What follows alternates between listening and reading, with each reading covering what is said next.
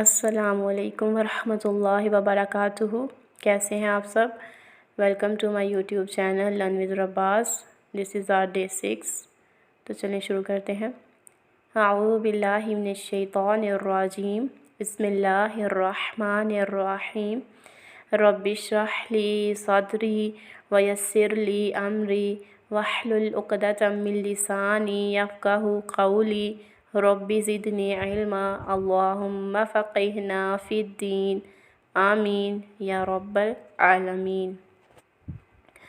हमने अभी तक 5 लेक्चर्स डिस्कस किए हैं और उसमें से जो थर्ड लेक्चर था वो उसमें हम लोग बायोलॉजी की ब्रांचेस को स्टडी कर रहे थे और मैंने आपके साथ 4 ब्रांचेस को डिस्कस किया था अभी तक, जो कि हैं मॉर्फोलॉजी, एनाटॉमी, हिस्टोलॉजी और सेल बायोलॉजी।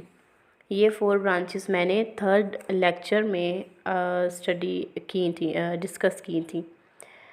उसके बाद फिर ज़ुल्हिज्जा स्पेशल में हम लोगों ने हज़रत इब्राहीम अलैहिस्सलाम की सीरत पर 2 वीडियोस बनाई थी, 2 लेक्चर मैंने वो कवर किए थे हज़रत इब्राहीम अलैहिस्सलाम की सीरत पर। तो अब जो आज का 6th लेक्चर है और डे 6 है आज का, तो इसके अंदर हम अपनी उन्हीं ब्रांचेस को कंटिन्यू करेंगे जो हमने 4 पढ़ ली थी। तो अब हम नेक्स्ट जो आज डिस्कस करेंगे वो हैं physiology, genetics, embryology and taxonomy. लेकिन अपना प्रॉपर टॉपिक शुरू करने से पहले आज का जो तरबिया मैसेज है वो है सेल्फ़ ऑर्गेनाइजेशन। सेल्फ़ ऑर्गेनाइजेशन का क्या मतलब है? सेल्फ़ ऑर्गेनाइजेशन का मतलब है ख़ुद अपनी ज़ात में, ख़ुद में एक तंज़ीम पैदा करना, यानी ख़ुद को मुनज़्ज़म करना, ऑर्गेनाइज़्ड करना। और ये एक ऐसी क्वालिटी है जो इंसान की पर्सनैलिटी को ग्रूम करती है।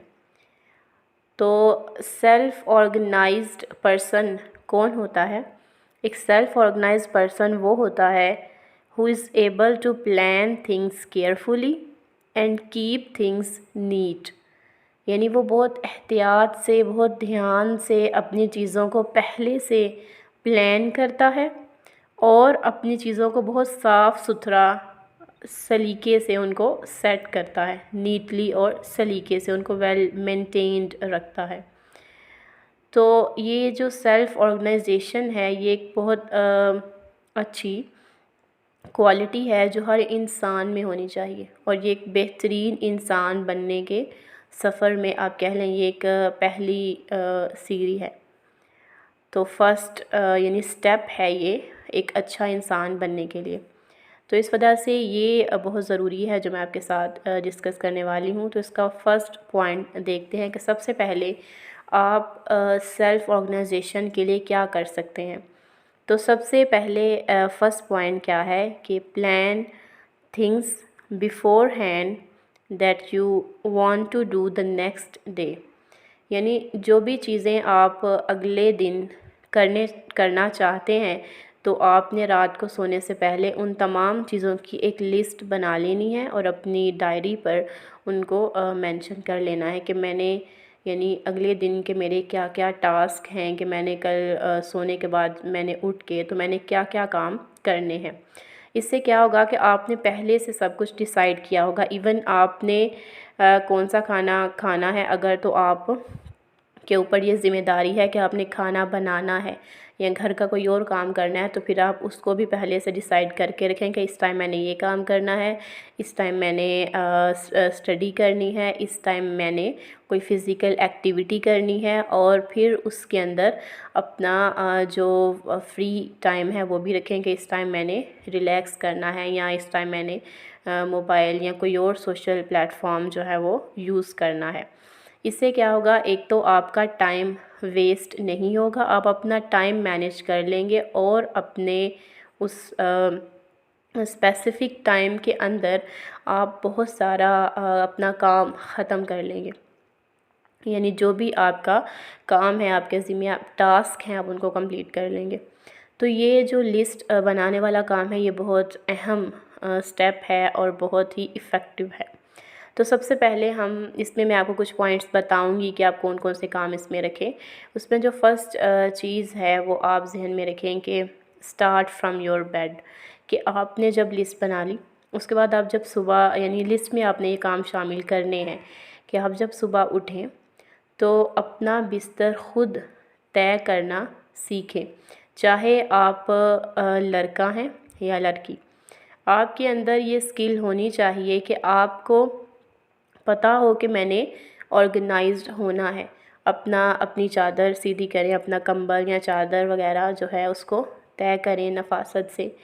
इससे देखें क्या होगा, एक तो आप रिस्पॉन्सिबल होंगे, ठीक है। दूसरों की तरफ आपकी पॉजिटिव एनर्जी जो है वो कन्वे होगी, लोग आपके बारे में अच्छा ख़्याल करेंगे। और फिर जो एक बर्डन हमने डाला होता है अपनी किसी बड़ी बहन पर या अम्मी पर, वो बर्डन भी कम होगा। आप रिस्पॉन्सिबल होंगे, आप ऑर्गेनाइज्ड होंगे, आपको पता होगा कि ये मेरा काम है और मैंने इसको करना है, ठीक। तो इस तरह से ये आप समझें कि ये सेल्फ़ ऑर्गेनाइजेशन की तरफ फ़र्स्ट एक स्टोन है जो आपने फ़र्स्ट कह लें माइलस्टोन है जो आपने यहाँ से यानी आपने शुरू करना है। तो ये आपने यानी पहले लिस्ट बनानी है और उस लिस्ट में जो पहला करने का काम है वो आपने इसको ऐड करना है। तो अब हम रोज़ाना इस पे पहले बात करेंगे, सेल्फ़ ऑर्गेनाइजेशन पे मुख्तलिफ़ चीज़ें इसमें मैं आपको बताऊंगी। तो फ़िलहाल आज का आपका टास्क यही है कि आपने एक तो मेन जो आपके काम हैं उनको आप पहले से प्लान करें, प्लस जो ये जो बिस्तर वाला मैंने आपको बताया है ये करने में बहुत यानी छोटा सा काम है, 1-2 मिनट इसमें हार्डली लगेगा आपका, लेकिन इससे बहुत एक रिस्पॉन्सिबिलिटी वाली आपको फीलिंग आएगी। प्लस दूसरों की तरफ जो आपकी कन्वे होगा वो एक यानी कि उनकी तरफ एक अच्छी वाइब जाएगी कि आप एक रिस्पॉन्सिबल, एक केयरफुल और एक नफ़ासत पसंद शख़्स हैं। तो इस वजह से ये जो है ये बहुत इम्पॉर्टेंट है। तो आपका ये टास्क है कि आपने अब इस पर अमल करने की कोशिश करनी है इंशाअल्लाह। तो चलें अब हम अपना टॉपिक शुरू करते हैं। हमारी जो फिफ्थ ब्रांच है वो है फ़िज़ियोलॉजी। फ़िज़ियोलॉजी का जो वर्ड है ये लैटिन वर्ड है, लैटिन रूट्स हैं इसके। फ़िज़ियो मीन्स फ़िज़िकल, यानी physiology is the scientific study of functions and mechanisms in a living system, यानी एक जानदार सिस्टम के तमाम अफ़आल का साइंसी मुतालिया फ़िज़ियोलॉजी कहलाता है। इसको हम फ़िज़िकल क्यों यानी इसका लैटिन रूट क्यों है, इसका नाम फ़िज़ियोलॉजी क्यों है, क्योंकि ये तमाम सिस्टम्स यही यानी हमें अलाइव रखते हैं, they keep us alive and working. अगर हमारे तमाम जो ऑर्गन्स हैं वो बेहतरीन अफ़ाल सरअंजाम दे रहे हैं तो तभी हमारी जो फ़िज़िकल अपीयरेंस है या फ़िज़िकल हमारी एक्टिविटीज़ हैं वो बेहतरीन होंगी।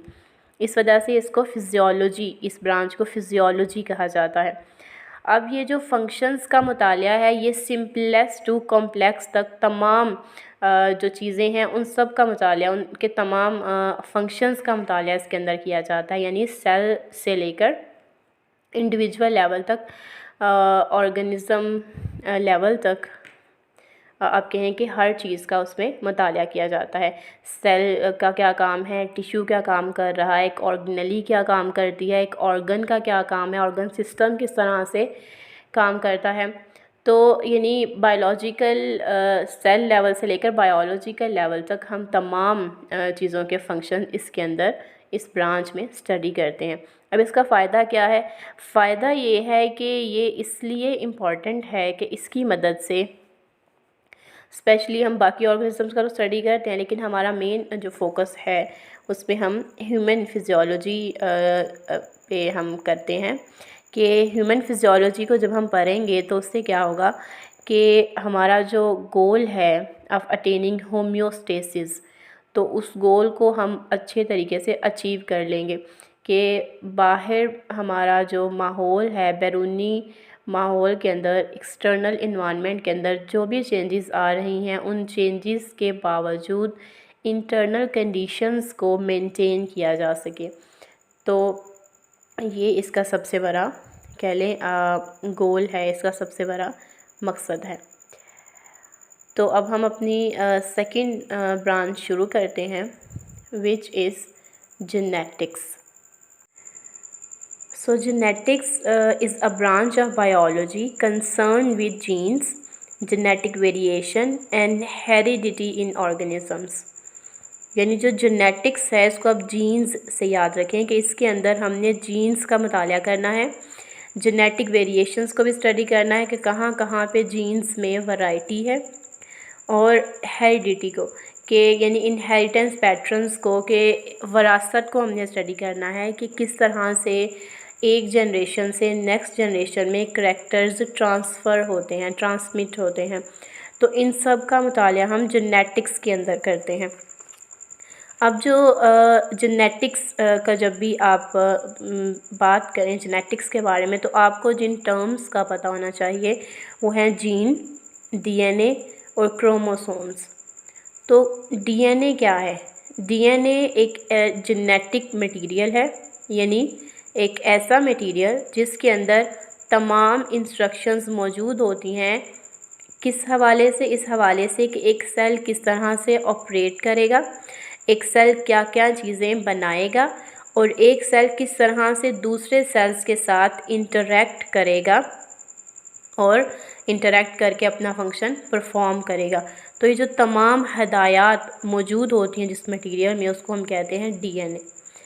अब जो डीएनए है यानी डीऑक्सीराइबोन्यूक्लिक एसिड, ये जब पैकेज होता है, यानी इसको पैकेज किया जाता है, इसको बंद कर दिया जाता है, तो ये क्रोमोसोम्स बनाता है।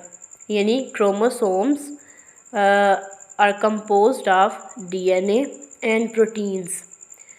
यानी कि जब हम डीएनए को पैक करके तो पैक कर देते हैं तो वो क्रोमोसोम्स बन जाते हैं। ठीक है, तो क्रोमोसोम्स डीएनए और प्रोटीन्स से मिलके बने होते हैं।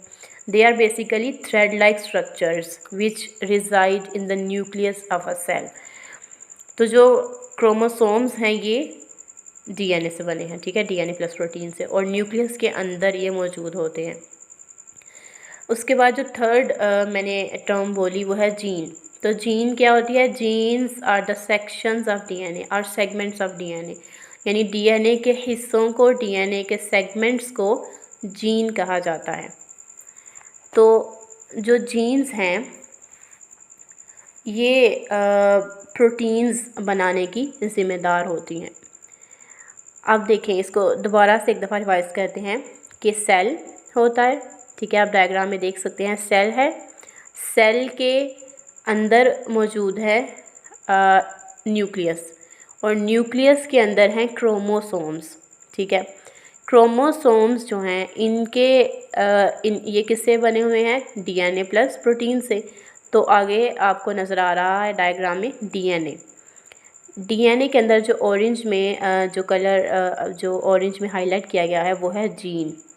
तो यानी कि जो जीन्स हैं ये क्या हैं? ये सेगमेंट्स हैं डीएनए के। हमारे हर सेल में मोर दैन 20,000 जीन्स मौजूद हैं। तो जीन्स जो हैं ये फिर आगे से, यानी इन्फॉर्मेशन तो बेसिकली पीछे से डीएनए से ही आ रही है, तो क्योंकि जीन क्या हैं? ये पार्ट्स हैं डीएनए के। तो जो जीन है, हर जीन ये स्पेसिफ़िक होती है एक ख़ास प्रोटीन बनाने के लिए, जो फिर ख़ास एक स्पेसिफ़िक टास्क करने के लिए जो है आप कह लें स्पेसिफ़िक होती है। यानी हर काम के लिए एक ख़ास प्रोटीन है, और वो ख़ास प्रोटीन एक ख़ास जीन बना रही है, यानी जीन ख़ास प्रोटीन बनाती है। तो इन सब चीज़ों का मुतालिया हम जेनेटिक्स के अंदर करते हैं। अब जेनेटिक्स क्यों ज़रूरी है? देखें, इसमें दो बातें याद रखें। अगर हम जेनेटिक्स की बात करें अपने लिए, यानी हम ह्यूमंस के लिए क्यों ज़रूरी है, तो देखें, जीन्स इस कदर अहम है कि जीन्स की वजह से ही जीन्स प्रोटीन बनाती हैं, वो प्रोटीन्स जाके फिर काम करती हैं। अब जीन्स की वजह से ही हमारी हाइट क्या है, हमारा कलर क्या है, हमारी आइज़ का कलर क्या है, ठीक है, हमारे बाल कैसे हैं, कर्ली हैं या स्ट्रेट हेयर्स हैं। तो जो भी ये तमाम चीज़ें हैं, ये तमाम जो ट्रेड्स हैं, करैक्टर्स हैं, इनको जीन्स डिफ़ाइन करती हैं। अब और हमारे जो इंटरनल ऑर्गन्स जो फंक्शंस परफॉर्म कर रहे हैं, उसमें भी जीन्स का बहुत ज़्यादा रोल है। अब ज़रा सी भी इस जीन के अंदर वेरिएबिलिटी आ जाए, अगर इसमें कोई चेंज हो जाए, वेरिएशन आ जाए, तो उसकी वजह से बीमारी हो सकती है, यानी it can lead further elements, further disease, जैसे कि कैंसर है, कि उसके अंदर जीन्स अपना काम प्रॉपर नहीं कर पाती, वो यानी आप कह लें अफेक्टेड हो जाती हैं, जिसकी वजह से ये बीमारी जो है ये होती है। इसी तरह से बहुत सारी, यानी इनकी जीन्स की कमी की वजह से जो बीमारियां होती हैं वो कोई आम डिजीज़ नहीं होती, वो फैटल डिजीज़ होती हैं, जानलेवा बीमारियां हैं। जैसे बहुत सारी ब्लड डिजीज़ हैं, तो वो भी इसी जीन्स की वजह से हैं, ठीक है, हीमोफीलिया है जैसे। तो ये जो सारे यानी इससे आपको अंदाज़ा हो रहा है कि जीन्स किस कदर इम्पॉर्टेंट हैं। अगर हम दूसरे ऑर्गेनिज़म्स में बात करें कि उनके अंदर हम जीन्स का मुताला करते हैं, जैसे अगर हम माइक्रो ऑर्गेनिज़म्स की बात करें, हम उनका जेनेटिक मेकअप स्टडी करते हैं, उनका प्रॉपर कि उनके अंदर क्या क्या मशीनरी है, कौन सी प्रोटीन्स बन रही हैं। तो ये क्यों हम स्टडी करते हैं, इस वजह से कि वो एक तो कि वो प्रोटीन हमारे लिए फ़ायदेमंद कैसे है, ठीक है, ये बात होगी। दूसरा ये कि क्योंकि वो इंसानों को, हमें वो नुकसान पहुंचाते हैं, हमारे लिए नुकसानदेह हैं, तो फिर हम उनकी प्रोटीन्स को, उनकी जीन्स को स्टडी करते हैं कि उनके अगेंस्ट हम प्रोटीन्स या जीन्स तैयार कर सकें, प्रोटीन्स तैयार कर सकें जो कि हमें उनकी प्रोटीन से बचाएं, ठीक है। तो यानी हम उनसे अपने आप को प्रोटेक्ट कर सकें। तो इस वजह से इसका जो इल्म है वो बहुत ज़्यादा ज़रूरी है, ठीक है। तो आई होप आपको समझ आ गई होगी। और चलें अपनी अगली ब्रांच देखते हैं। अगली हमारी जो ब्रांच है वो है एम्ब्रियोलॉजी। तो embryology is a branch of science that is related to the formation, growth and development of embryo to the new individual. यानी एम्ब्रियो का बनना, एम्ब्रियो की फॉर्मेशन और उसकी डेवलपमेंट, इसके मुताले को हम कहते हैं एम्ब्रियोलॉजी। अब एम्ब्रियो क्या होता है, ये आप समझें कि एम्ब्रियो क्या है। किसी भी ऑर्गेनिज़म के अंदर एक प्री नेटल स्टेज आती है, prenatal stage of development. Prenatal means before birth, यानी पैदा होने से पहले की जो स्टेजेस हैं वो देखें। उसमें फ़र्स्ट स्टेज होती है फॉर्मेशन ऑफ गैमीट्स, यानी गैमीट्स का बनना। गैमीट्स क्या हैं? गैमीट्स आर सेक्स सेल्स जो कि डिफरेंट होते हैं मेल में और फीमेल में, यानी यही डिफ़ाइन करते हैं कि कौन मेल होगा कौन फीमेल, सेक्स सेल्स जो होते हैं। तो इस वजह से जो गैमीट्स हैं, यानी मेल के गैमीट्स और फीमेल के गैमीट्स, ये जब मिलते हैं, इनका कह लें यूनियन होता है, तो उससे फिर उसको हम कहते हैं फर्टिलाइजेशन। नेक्स्ट स्टेप है फर्टिलाइजेशन। पहला formation of gametes, next is fertilisation and third step is formation of zygote. Fertilisation के बाद नेक्स्ट जाइगोट बनता है। जाइगोट में यानी दोनों पेरेंट के, यानी फादर और मदर दोनों के उसमें क्रोमोसोम्स मौजूद होते हैं, ठीक है। उसमें डबल यानी 2 सेट्स होते हैं क्रोमोसोम्स के। अब वो जाइगोट बन गया, ठीक है। अब जाइगोट के बाद जो नेक्स्ट स्टेज आती है वो होती है एम्ब्रियो, ठीक है। उसके बाद एम्ब्रियो बनता है, यानी आप कह सकते हैं कि embryo is a fertilised egg as it goes to the process of development, ठीक है। यानी कि एग की फर्टिलाइजेशन के बाद नेक्स्ट जब फर्दर डेवलपमेंट हो रही होती है, तो उसमें जो मैस ऑफ सेल्स होते हैं उसको हम एम्ब्रियो का नाम देते हैं। अब आप डायग्राम में देख सकते हैं कि यहाँ पे जो मैंने डायग्राम आपके सामने रखी है, इसमें मुख्तलिफ़ ऑर्गेनिज़म्स के एम्ब्रियो बताए गए हैं। सबसे फर्स्ट पे है फ़िश का एम्ब्रियो, ठीक है। लेफ़्ट साइड से देखें, लेफ़्ट नीचे, लेफ़्ट से नीचे देखें फ़िश है, उसके बाद सैलमेंडर का एम्ब्रियो दिखाया गया, उससे आगे टॉर्टॉइस का, उसके आगे चिकन का, एंड देन ह्यूमन का एम्ब्रियो है। फिर आप लेफ़्ट पे टॉप पे देखें कि जो एम्ब्रियो है वहाँ पे टॉप पे एम्ब्रियो की अर्ली एम्ब्रियो की स्टेज दिखाई गई है। अर्ली एम्ब्रियो तकरीबन तमाम ये जो ऑर्गेनिज़म्स यहाँ पे शो किए गए उनमें सेम ही है कि उसमें गिल स्लिट्स भी नज़र आ रही हैं आपको, जहाँ पे गिल्स बनेंगे बाद में, और टेल भी सब में नज़र आ रही है। फिर जो मिड स्टेज है एम्ब्रियो की, उसमें थोड़े से डिफरेंसेस हैं, पहले दो में स्पेशली ज़्यादा डिफरेंस हैं और अगले तीन तकरीबन उनमें फिर भी सिमिलैरिटी है। फिर जो थर्ड स्टेज है जिसको हम कहेंगे मैच्योर एम्ब्रियो, कि अब एम्ब्रियो मैच्योर हो गया है, या हम इसको मैच्योर एम्ब्रियो को हम फीटस भी कहते हैं। तो ये इसमें देखें, इसमें काफ़ी इनके अंदर डिफरेंस आ चुका है कि फ़िश जो है, यानी इसका जो एम्ब्रियो है, जो मैच्योर एम्ब्रियो फ़िश की तरह लग रहा है, सैलमेंडर है, नेक्स्ट टॉर्टॉइस है। कछुए का एम्ब्रियो देखें कि वो बिल्कुल, यानी अब वो कछुआ लग रहा है कि उसके अंदर पीछे शेल भी उसका आ गया। उसके बाद चिकन का एम्ब्रियो है, ठीक है, चिक की तरह वो लग रहा है। नेक्स्ट ह्यूमन का एम्ब्रियो है कि आप देखें ह्यूमन का जो ये मैच्योर एम्ब्रियो स्टेज है या फीटस जिसको हमने कहा है, इसमें उसकी जो टेल है अब यहाँ पे वो डिसॉल्व हो गई है, टेल ख़त्म हो गई है और अब उसके लिम्स डेवलप हो चुके हैं, उसके 4 लिम्स यानी उसकी आर्म्स और उसके हाइंड लिम्स, लेग्स जो हैं वो डेवलप हो गई हैं ह्यूमन की। तो इसकी जो इब्तदाई इसकी स्टेजेस आपने देखी उसमें काफ़ी हमें सिमिलैरिटी नज़र आई। तो जो एम्ब्रियोलॉजी है इसके मुताले से हम मुख्तलिफ़ स्पीशीज़ में सिमिलैरिटीज़ और डिफरेंसेस देख सकते हैं, ठीक है। तो जो एवोल्यूशन का मुतालिया करते हैं साइंटिस्ट के, कौन सा ऑर्गेनिज़म किससे रिलेटेड है, क्या सिमिलैरिटी है, ठीक है, किससे उसका लिंक हिस्ट्री में जाके कायम होता है, तो वो फिर इन्हीं स्टडीज़ से साइंटिस्ट जो हैं वो उसका पता लगाते हैं, ठीक है। तो ये है basically embryology, study of embryo, कि किस तरह से वो मैस ऑफ सेल एम्ब्रियो बनता है एंड देन फीटस बनता है, और फिर फीटस के बाद वो कैसे यानी पूरा इंडिविजुअल बनता है और फिर उसकी बर्थ होती है, ठीक है। तो एम्ब्रियोलॉजी में हमने इस सब का मुताला करना है। ओके, लास्ट ब्रांच जो हम आज डिस्कस करेंगे वो है taxonomy. Taxonomy has been derived from 2 Greek words, taxis meaning arrangement and nomia meaning distribution और मेथड, यानी तरतीब का तरीका, ठीक है, या तकसीम आप कह लें कि कैसे हम तकसीम कर रहे हैं, तकसीम कर रहे हैं उनको ग्रुप्स में और सब ग्रुप्स में ग्रोबंदी कर रहे हैं। So taxonomy is the science of finding, describing, classifying and naming organisms, के जानदारों को पहले ढूंढना है, उसके बाद उनको डिस्क्राइब करना है, ठीक है, डिस्क्राइब उनके जो करैक्टरिस्टिक्स हैं उनका पता लगा के उसकी बेसिस पे उनको डिस्क्राइब किया जाता है। देन उनको क्लासीफाई किया जाता है अकॉर्डिंग टू द सिमिलैरिटीज़ और डिफरेंसेस, और फिर उनको ग्रुप्स और उनके सब ग्रुप्स बना दिए जाते हैं और फिर उनके नाम रख दिए जाते हैं। अब साइंटिस्ट ये क्यों करते हैं?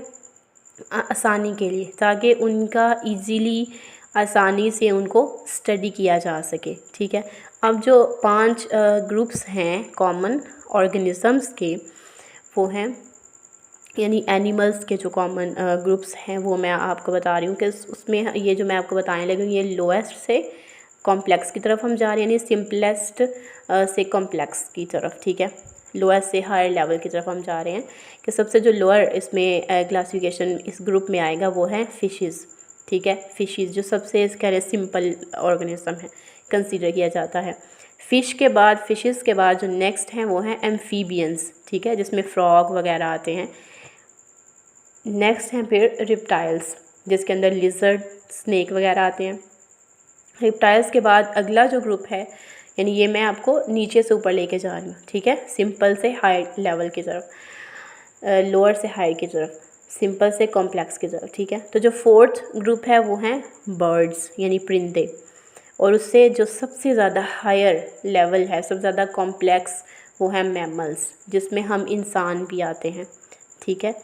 तो ये 5 ग्रुप्स हैं एनिमल्स के जो साइंटिस्ट ने डिफ़ाइन किए हैं और इनको यानी इसमें क्लासीफ़ाई किया है ताकि उनका मुतालिया आसान हो जाए और उनकी सेम कैरेक्टरिस्टिक्स की बेस पे।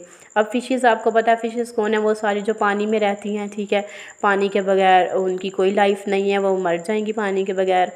तो उनके अंदर गिल्स होते हैं, ठीक है। तो वो जो इस तरह की जितनी भी अब ऑर्गेनिज़म्स हैं जो पानी में रहने वाले हैं, यानी जो जिनके अंदर गिल्स हैं और ये फ़िशेस वाली कैरेक्टरिस्टिक्स हैं, वो सारे फ़िशेस के अंडर आ जाएंगे। तो इस तरह से अब इनका देखिए 5 ग्रुप्स हो गए। अब इसके अंदर इन्हीं ग्रुप्स के अंदर बाकी ऑर्गेनिज़म्स को हम डालते जाएंगे। तो इस तरह से इनका मुतालिया आसान हो जाता है, इनकी स्टडी आसान हो जाती है। इस वजह से साइंटिस्ट जो हैं वो ऐसा करते हैं। तो आगे डायग्राम में आप देख रहे हैं कि मैंने ह्यूमन क्लासिफिकेशन की एक टेक्सोनोमी में पिक डाली है, लेकिन उसमें काफ़ी मज़ीद डिटेल है किंगडम की और इस तरह से, तो वो हम अभी नहीं डिस्कस करेंगे, ठीक है। उसको हम नेक्स्ट जो 3rd चैप्टर में हम उसको जाके डिस्कस करेंगे कि वो क्या है।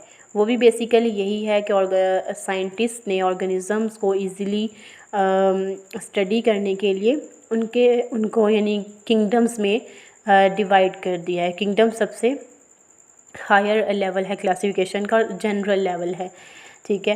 तो किंगडम में उन्होंने उसको कर दिया है तकसीम, लेकिन वो हम बाद में देखेंगे कि वो क्या होता है, ठीक है, और उसकी क्लासिफिकेशन क्या है।